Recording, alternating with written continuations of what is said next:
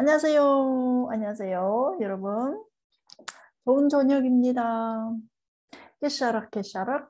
Сәлеметсіздер ме? Менің атым Айғаным, менің каналыма қош келдіңіздер.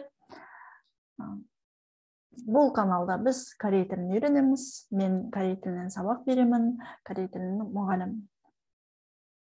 Бұл сабақта біз хангыл, яғни корей алфавитінің қалай жазылу, яғни жазылу ережесін танысамыз және жазуды үйренеміз. Олай болса, бастайық. Ең бірінші біз дауыстылардан бастаймыз. Дауыстылардан жазылу принципі, яғни жалпы корей алфавитінің жазылу принципі бар. Екі принципі бар, өте маңызды. Оны ұмытпауымыз керек, яғни жоғарыдан төмен және солдан оңға қарата. Жоғарыдан төмен, яғни былай тікесінен жазылған әріп болатын болса, біз оны жоғарыдан төмен жазамыз. Солдан оңға қарата жазылатын әріп болса, яғни көлденең жатқан әріп болатын болса, біз оны солдан оңға қарата жазамыз. Жақсы, қарайық. Ең бірінші әріпіміз біздің А. Аны қалай жазамыз? Аны бірінші бір сызық төмен түсіреміз, яғни жоғарыдан төмен қарата. Және де орта жағынан сол жақтан оң жаққа қысқаша сызық жүргіземіз. Сонымен біздің 1, 2. А әріпін жаздық. Келесі әріпті қарайық. Келесі әріпіміз біздің Я. Бірінші бір сызық жоғарыдан төмен қарата түсіреміз. Және де бұл жерде екі сызық. Бірінші үстінде сызықты сызамыз, яғни солдан оңға қарата, және астыңғы төменгісі, яғни солдан оңға қарата. Осылай біздің бір сызық, 2, 3. Я әріпін жазамыз. Келесі қалай жазамыз? Келесі бірінші, яғни бұл О әріпін біз қалай жазамыз? Бірінші біз көлденеңнен қысқаша сызық сызамыз, және де жоғарыдан төмен қарата. Бұл әріп. Бұл принципті ұмытпаймыз, өйткені бірінші О-ны жазған кезде бірінші біз көлденең сызық сызамыз, содан кейін барып тіке сызықты сызамыз. Жақсы. Келесі Йо, яғни оны жазған сияқты, Йода тол принципте жазылады. Бірінші көлденең екі сызық, 1, 2, және үстінен жоғарыдан төмен қарата үшінші сызық, яғни 1, 2, 3. Келесіде бұл жерде де жоғарыдан төмен қарата бірінші сызық, қысқаша сызық, содан кейін көлденеңі ұзын сызық жасаймыз. Сонда 1, 2. О әрпін осылай жазамыз. Келесі Йо әрпі қалай жазылады? Йо әрпіде О әрпі сияқты бірінші екі сызық жоғарыдан төмен қарата 1, 2, және де арасында және ос жері болу керек, 1, 2. Одан кейін астында төменгі солдан оңға қарата астыңғы сызық, көлденеңгі сызықты сызамыз. Йо әрпі болады. Келесі У әрпін қарайық.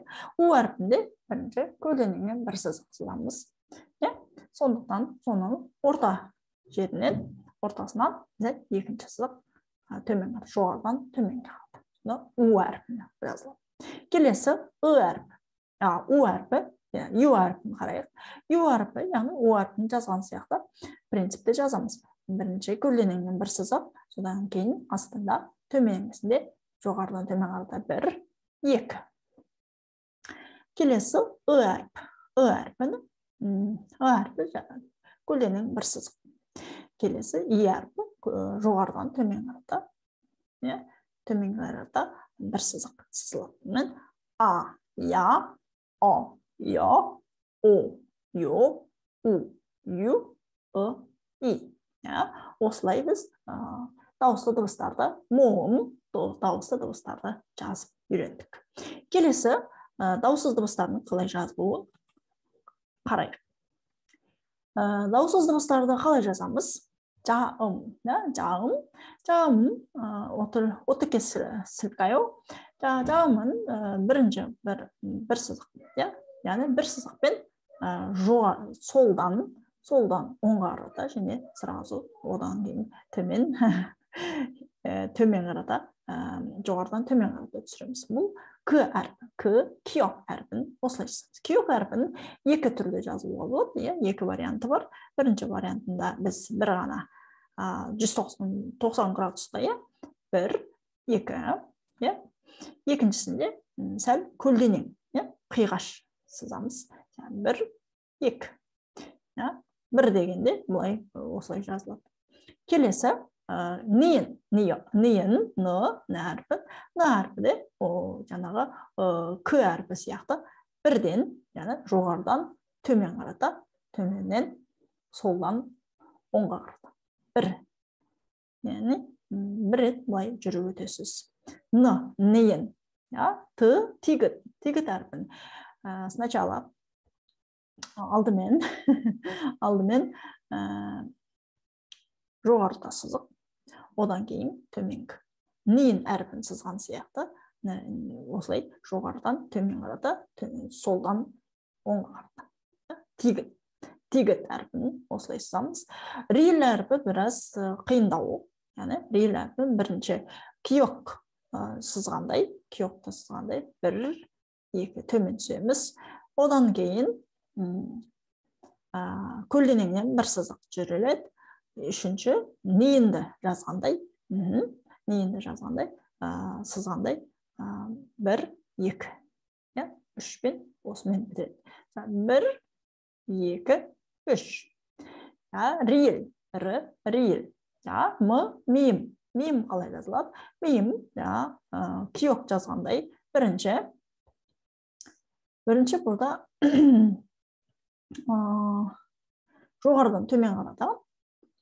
Екінші киокты сызғандай, киок, к әрпін сызғандай, солдан оңға қарата, және төмен түсеміз. Және үшінші көлденең сызықпен жабамыз. Төрт бұрыш сияқты болады.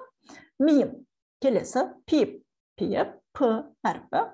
Бұл әрпін бірден бірінші тіке сызық. Бір, екі, ортасында, үш, ортасынан түсіреміз.